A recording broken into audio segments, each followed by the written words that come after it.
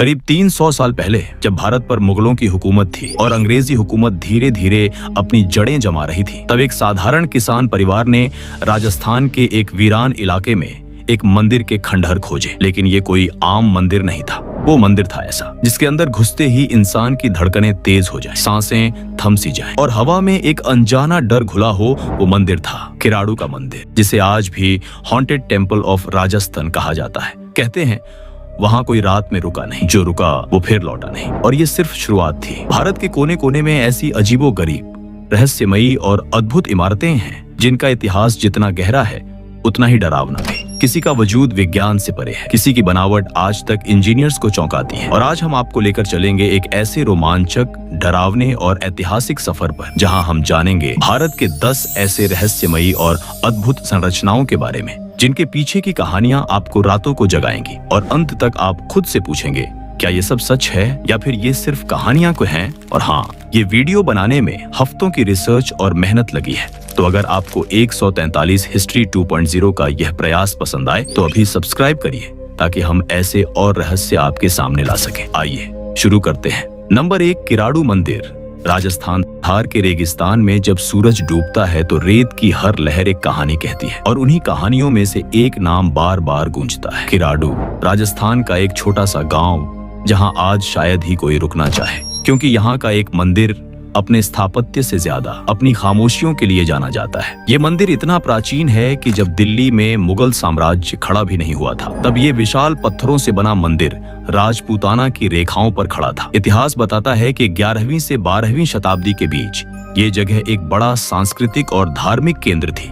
माना जाता है कि यहाँ एक विशाल गुरुकुल था, सैकड़ों शिष्यों वाला। और यही थी कहानी की शुरुआत। एक साधु जो वहाँ साधना करता था, गांव के लोगों से कहता था, मैं कुछ दिन के लिए जा रहा हूँ, लेकिन मेरे एक शिष्य की देखभाल करना। लेकिन जब वो लौटा तो पाया कि गांव वालों ने उसके मासूम शिष्य को भूखा प्यासा मरने के लिए छोड़ दिया था। साधु की आंखों में आंसू नहीं थे, लेकिन गुस्सा इतना भयानक था कि उसने पूरा गांव शापित कर दिया, तुम सब पत्थर बन जाओगे। और कहते हैं अगली सुबह किराड़ू की हवाओं में सन्नाटा था। लोग नहीं थे, सिर्फ पत्थर थे। मंदिर की दीवारों पर, स्तंभों के किनारों पर और खंडहरों में बिखरे चेहरों पर जैसे कोई कहानी पत्थर में कैद हो गई हो। मंदिर की नक्काशी इतनी बारीक है कि हर मूर्ति का चेहरा, हर मुद्रा मानो जिंदा हो। और अब सबसे डरावनी बात सुनिए, आज तक किसी ने यहाँ रात नहीं बिताई। लोकल गाइड्स, सिक्योरिटी पर्सनल, यहाँ तक कि कुछ रिसर्चर्स, कुछ ने कोशिश की है, पर अगली सुबह या तो वो बुरी हालत में मिले या फिर हमेशा के लिए गायब हो गए। सिर्फ एक घटना नहीं, ऐसे कई केस दर्ज हैं। Archaeological survey of India ASI ने यहाँ रिसर्च की, कई टीम्स भेजी गई। स्ट्रक्चरल एनालिसिस, कार्बन डेटिंग और 3D स्कैन्स से मंदिर की बनावट को समझा गया।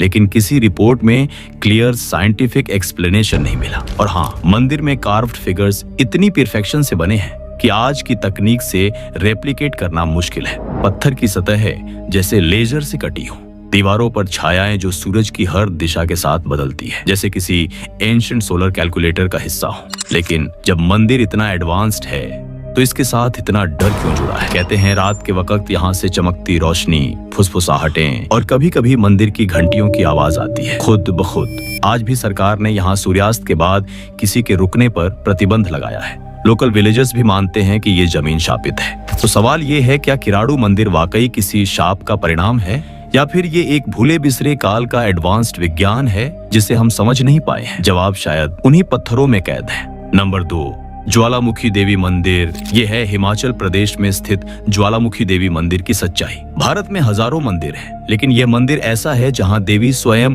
ज्वाला रूप में प्रकट होती है, बिना किसी पंडित के हाथ जलाए, बिना किसी दिया बाती के। एक प्राकृतिक अग्नि चट्टानों के बीच से निरंतर बाहर निकलती रहती है और लोग इसे माँ की ज्वाला कहते हैं। लेकिन सवाल वही है, आग बिना ईंधन की कैसे जलती है? इतिहास में चलते हैं पीछे हजारों साल। ये वही जगह मानी जाती है जहाँ सती के शरीर के अंग गिरे थे, जब भगवान शिव उनकी जली हुई देह को लेकर तीनों लोकों में भटक रहे थे। कहते हैं सती की जीभ यहीं गिरी थी और तभी से यहाँ से अग्नि की लपटें निकलनी शुरू हुई। लोक कथा या नहीं, लेकिन आज जो यहाँ आता है वो इस चमत्कार को आंखों से देख सकता है। मंदिर की चट्टानों में 9 अलग अलग जगहों से नीली नारंगी लपटें निकलती हैं, जो ठीक वैसी दिखती हैं जैसे किसी गैस स्टोव से जलती आग। फर्क सिर्फ इतना है, यहाँ कोई सिलेंडर नहीं। ब्रिटिश राज में इस रहस्य को हल करने के लिए एक पूरी टीम भेजी गई थी। कुछ ने इसे मिथ कहा तो कुछ ने अंडरग्राउंड नेचुरल गैस लीकेज बताया। और फिर खुदाई शुरू हुई। कई फीट नीचे तक खुदाई की गई, चारों तरफ की जमीन टेस्ट हुई, लेकिन हर बार फ्लेम तो जलती रही, पर जवाब गायब। हिमाचल की सर्दियों जब तापमान -5 तक चला जाता है, तब भी ये ज्वाला वैसे ही जलती है।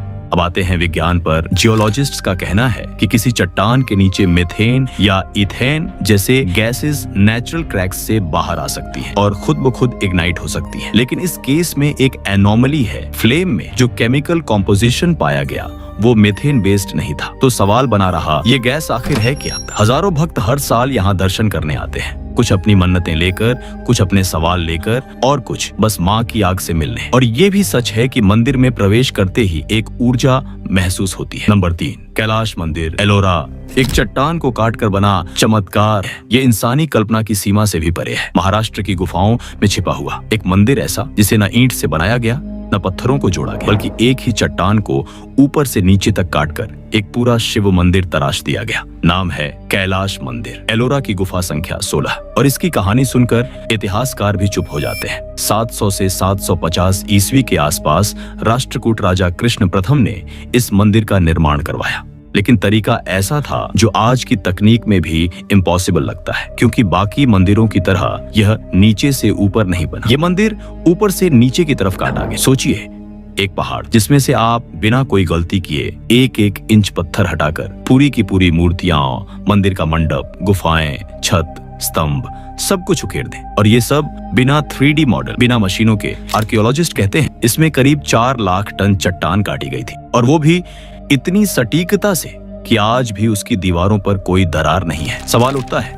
कैसे? उस दौर में क्रेन नहीं थी, इलेक्ट्रिक सॉ नहीं थे, ब्लूप्रिंट नहीं थे, फिर कैसे बना ऐसा विशाल डिटेल्ड 3D नेगेटिव स्कल्पचर जो 1300 साल बाद भी इंटैक्ट खड़ा है? मंदिर के भीतर जाएंगे तो हर तरफ कहानी मिलेगी। रामायण, महाभारत, रावण का कैलाश उठाना, विष्णु के दशावतार, शिव पार्वती विवाह, एक एक स्कल्पचर जैसे पत्थर में प्राण डाल दिए हो। इतिहासकारों की माने तो अगर रोज 100 कारीगर भी काम करते तो भी इसे बनाने में लगभग 150 से 200 साल लगते, लेकिन असल में ये मंदिर मात्र 18 साल में तैयार हो गया।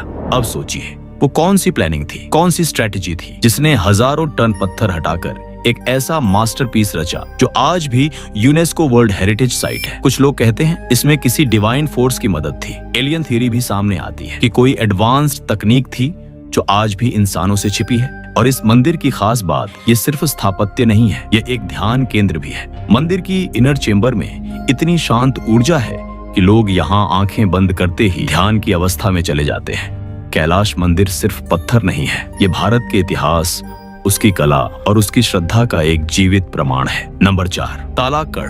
कल्पना कीजिए आप एक पुरातन मंदिर के पास खड़े हैं, नीचे रेत है, चारों ओर बस सुनसान, और फिर अचानक किसी चमत्कार की तरह मंदिर की ऊपरी चोटियां रेत से बाहर आने लगती है। ये कोई सपना नहीं, ये है तालाकाड़, कर्नाटक का वो रहस्यमयी स्थान जहां 30 से ज्यादा मंदिर आज भी रेत के नीचे छिपे हुए हैं। और हर 12 साल बाद एक ऐसा चमत्कार होता है जिसे देखकर इतिहास, विज्ञान और श्रद्धा तीनों की सीमाएं धुंधली हो जाती हैं। कहानी शुरू होती है कावेरी नदी के किनारे से। एक समय था जब तालाकाड़ एक समृद्ध शहर था, दक्षिण के पांड्य, गंगा और चालुक्य राजाओं की राजधानी। चारों तरफ मंदिरों की घंटियां, व्यापारियों की चहल पहल और धर्म का तेज। लेकिन फिर अचानक सब कुछ रेत में डूब गया। कहते हैं ये हुआ एक शाप की वजह से। 1600 के दशक में विजयनगर साम्राज्य के एक राजा श्रीरंग राय यहाँ बीमार पड़ गए। उन्होंने अपने सैनिकों को भेजा मालामा देवी से पूजा के लिए शिवलिंग मंगवाने, लेकिन मालामा देवी जो वोडेयर वंश की रानी थी, उन्होंने शिवलिंग को देने से मना कर दिया। सैनिकों ने जबरन शिवलिंग छीना और अपमानित होकर रानी ने कावेरी नदी में कूदने से पहले 3 शाप दिए। 1 तालाकाड़ रेत में डूब जाएगा, 2 मालंगी गांव बंजारा हो जाएगा, 3 मैसूर वोडेयर्स को कभी संतान सुख नहीं मिलेगा। और उसके बाद धीरे धीरे कावेरी ने रुख बदला और रेत ने पूरे शहर को निगल लिया। हर 12 साल में जब यहाँ का पवित्र पंचलिंग दर्शन होता है तो अचानक रेत खुद हटने लगती है। एक एक मंदिर की छतें, मूर्तियां, गर्भगृह बाहर आने लगते हैं। लेकिन जैसे ही त्योहार समाप्त होता है फिर से सब कुछ रेत के नीचे गायब। वैज्ञानिकों ने कई बार यहाँ खुदाई की, पाया गया कि तालाकाड़ की रेत आसपास के इलाकों से बिल्कुल अलग है। कुछ थ्योरीज कहती हैं ये रेत शायद कावेरी के बेंड से मोड़ खाने पर जमा हुई। कुछ का मानना है कावेरी के नीचे कोई अंडरग्राउंड फॉल्ट है जिससे रेत बहकर तालाकाड़ में फंस जाती है। लेकिन कोई भी थियरी इस बात का जवाब नहीं दे पाई कि रेत हर बार 12 साल में ही क्यों हटती है और क्यों खुद ही मंदिरों को ढक देती है। आज भी जब यहाँ लोग आते हैं तो वो रेत को छूते हुए शाप, श्रद्धा और विज्ञान तीनों की मौजूदगी महसूस करते हैं। नंबर 5, शिवपुर का भूल भुलैया मंदिर, उत्तर प्रदेश। सोचिए, आप एक मंदिर में घुसते हैं, सामने कुछ सीढ़ियां हैं, बाईं ओर एक अंधेरी गली, दाईं तरफ पत्थर की मूर्तियां। आप धीरे धीरे आगे बढ़ते हैं, लेकिन हर मोड़ के साथ रास्ता और अजीब होता जाता है और फिर आपको समझ ही नहीं आता कहां से आए थे और कहां जा रहे हैं। ये सिर्फ कोई पहेली नहीं है, ये है उत्तर प्रदेश के वाराणसी के पास शिवपुर का रहस्यमयी भूल भुलैया मंदिर। एक ऐसा मंदिर जिसकी गलियों में आज भी लोग सांसों से ज्यादा तेज दिल की धड़कनें लेकर चलते हैं। बाहर से देखो तो यह कोई आम प्राचीन मंदिर लगता है, लेकिन जैसे ही आप अंदर कदम रखते हैं, ये मंदिर आपको धीरे धीरे अपने ही भीतर खो देता है। कहते हैं ये मंदिर एक भूल भुलैया नहीं बल्कि एक जियोमेट्रिक ट्रैप है, यानी एक ऐसा जटिल वास्तुशिल्प जो जानबूझकर मानव मन और दिशा ज्ञान को भ्रमित करने के लिए डिजाइन किया गया था। इसमें बने गलियारे, मोड़, समान दिखती दीवारें, सब कुछ एक पैटर्न में है जिसे समझना आम आदमी के बस की बात नहीं। कई दशकों पहले तक लोग इस मंदिर में दर्शन के लिए आते थे, लेकिन कुछ भक्त अंदर जाकर वापस नहीं लौटे। कुछ को बेहोश हालत में बाहर निकाला गया, कुछ बस गुम हो गए। कहते हैं अब यहाँ केवल मंत्रों की आवाज गूंजती है, मानव नहीं।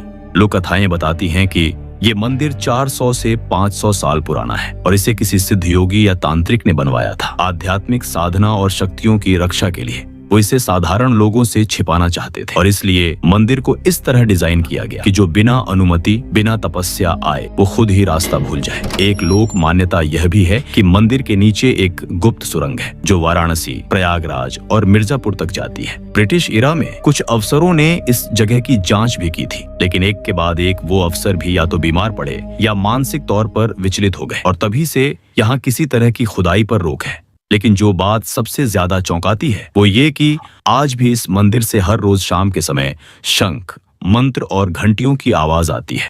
संख्या 6, ग्यारसपुर के खंडहर, मध्य प्रदेश। सदियों पहले जब सम्राटों की सभाएं मंदिरों में लगती थीं और योगियों के तप से पत्थर भी जाग उठते थे, तब मध्य भारत के एक छोटे से स्थान ग्यारसपुर में कुछ ऐसा बनाया गया जिसकी गहराई को आज तक कोई छू नहीं पाया। गुफानुमा मंदिर जो ऊपर नहीं नीचे उतरता है, सीढ़ियां हैं पत्थरों से तराशी गई, समय से भी पुरानी लगती है और वो नीचे जाती है। ग्यारसपुर मध्य प्रदेश के विदिशा जिले में स्थित एक छोटा सा गांव, लेकिन इतिहास में इसकी गूंज बहुत बड़ी है। 10वीं शताब्दी में ये स्थान गुप्त और परमार वंश के अधीन था। यहाँ के मंदिर मालवा स्थापत्य कला के चमत्कारी उदाहरण हैं, लेकिन उनमें से एक मंदिर जो अब खंडहर है आज भी कुछ ऐसा छुपाए बैठा जिसे समझना इंसानी समझ के बाहर है। मंदिर के प्रवेश द्वार पर पत्थरों में उकेरी गई प्रतिमाएं हैं और पास ही एक संकली गहराई की ओर जाती सीढ़ी। पहले लोग कहते थे नीचे एक तहखाना है जहाँ साधु तपस्या करते थे। फिर किसी ने कहा वो सीढ़ियां पाताल लोक की ओर जाती है और फिर किसी ने कहा जो गया वापस नहीं आया। कई साल पहले SI archaeological survey of India की एक टीम ने वहां सर्वे शुरू किया। उन्होंने कोशिश की, रोशनी के साथ सीढ़ियां नापी गई, पहले 20, फिर 40, फिर अचानक सीढ़ियां गायब हो गईं। जी हाँ, रास्ता अचानक कटा कटा सा लगने लगा, जैसे पत्थर हिल चुके हों और सामने एक अजीब सी दीवार जो पहले नहीं थी। वैज्ञानिकों ने अनुमान लगाया कि शायद ये कोई शिल्पगत भ्रम, इल्यूजन हो सकता है, लेकिन सवाल ये था हर बार हर टीम को अलग नक्शा क्यों दिखता है। एक पुरातत्वविद ने कहा जैसे ही हम आगे बढ़ते हैं ये रास्ता अपने आप बदलता है, जैसे कोई अदृश्य शक्ति हमारे इरादों को पढ़ रही हो। स्थानीय पुजारियों की मान्यता है कि ये मार्ग केवल उन्हीं के लिए है जो तप और साधना के योग्य हों। कुछ स्थानीय लोग बताते हैं कि एक बार एक साहसी युवक कैमरा लेकर नीचे गया, लेकिन उसकी रिकॉर्डिंग में एक ध्वनि थी जो इंसानी नहीं लगती थी और फिर कैमरा भी वहीं छोड़ दिया गया। लोक कथाओं में लिखा है कि ग्यारसपुर का यह खंडहर एक तांत्रिक साधना स्थल था। यहाँ देवी देवताओं की मूर्तियां नहीं, ऊर्जा केंद्र स्थापित किए गए थे और ये सीढ़ियां उन्हीं ऊर्जा के स्रोत तक ले जाती हैं, जहाँ मूल तत्व यानी सृष्टि का रहस्य छिपा हुआ है। लेकिन अगर हर बार रास्ता बदल जाता है तो क्या ये कोई लिविंग स्ट्रक्चर है? कुछ वैज्ञानिक इसे सबटेरेनियन एकोमेज कहते हैं, यानी ऐसा भूगर्भीय मार्ग जो ध्वनि, ऊर्जा और द्रव्यमान के प्रभाव से स्वरूप बदल सकता है। लेकिन क्या वाकई पत्थर भी दिशा बदल सकते हैं? आज इस खंडहर को सिर्फ दूर से देखा जाता है। कोई पास जाता है तो पहले वो सीढ़ियों को देखता है, फिर अचानक वो गायब हो जाती है और रह जाता है सिर्फ एक सवाल, ये नीचे कहाँ जाता है? क्या ये एक चेतन मंदिर है या फिर वाकई किसी और लोक का द्वार? ग्यारसपुर हमें ये सिखाता है कि कुछ खंडहर मिटे नहीं होते, वो सो रहे होते हैं और कभी कभी वो जागते हैं तभी जब कोई उन्हें सच में समझना चाहता है। बरसात, महिष्मती, नर्मदा में डूबा साम्राज्य। क्या आपने बाहुबली देखी है? महिष्मती की भव्य राजधानी, ऊंचे महल, विशाल सिंहासन और एक ऐसी नगरी जो राजा की शान और देवताओं के वरदान से बनी थी। लेकिन वो सिर्फ एक फिल्म नहीं थी, महिष्मती वाकई अस्तित्व में थी और अब वो पूरी की पूरी नगरी नर्मदा नदी के नीचे दबी हुई है। मध्य प्रदेश की नर्मदा घाटी में एक समय था जब एक भव्य नगर बसता था, संस्कृति, शौर्य और अध्यात्म का केंद्र। नाम था महिष्मती। महाभारत, हरिवंश पुराण और स्कंद पुराण सभी में महिष्मती का उल्लेख आता है। ये सिर्फ एक शहर नहीं, एक साम्राज्य की राजधानी थी।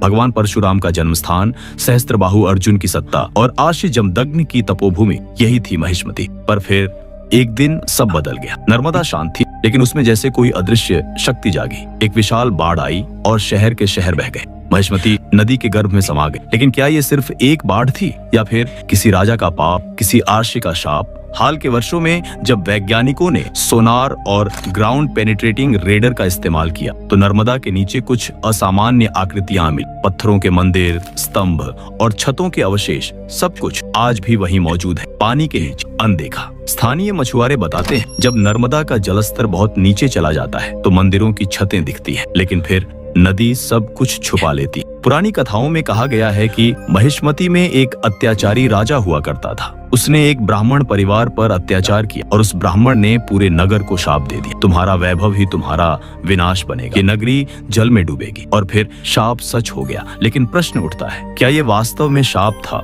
या सिर्फ एक भयानक प्राकृतिक घटना? वैज्ञानिक कहते हैं नर्मदा घाटी टेक्टोनिक एक्टिव जोन में है। शायद किसी भूकंप या भूस्खलन से पूरा इलाका धंस गया होगा। लेकिन सवाल ये है कि अगर ऐसा हुआ तो मंदिर आज भी कैसे सलामत है? इतिहासकारों को आज भी पुरानी ताम्रपत्र मिलते हैं जिनमें महिष्मती की सीमा और राजनैतिक व्यवस्था का जिक्र है। और दिलचस्प बात यह है कि वो सभी सीमाएं आज की नर्मदा नदी के रास्ते से मेल खाती है। फिल्म बाहुबली ने इस कल्पना को जीवंत किया, लेकिन असली कहानी शायद उससे भी भव्य थी। क्या हम कभी दोबारा महिष्मती को देख पाएंगे या वो हमेशा नर्मदा की चुप्पी में दबी रहेगी? नंबर 8, बृहदेश्वर मंदिर गुरुत्वाकर्षण को मात देता है। आपके सामने खड़ा है एक मंदिर जो 1000 साल पुराना है और आज भी वैज्ञानिकों को हैरान करता है। बृहदेश्वर मंदिर, तंजावुर, तमिलनाडु। इसे सिर्फ एक मंदिर कहना इतिहास का अपमान होगा। ये एक स्थापत्य चमत्कार है। ये गुरुत्वाकर्षण की सीमाओं को चुनौती देता है। और सबसे अजीब बात, इस मंदिर की छाया दोपहर के वक्त जमीन पर नहीं पड़ती।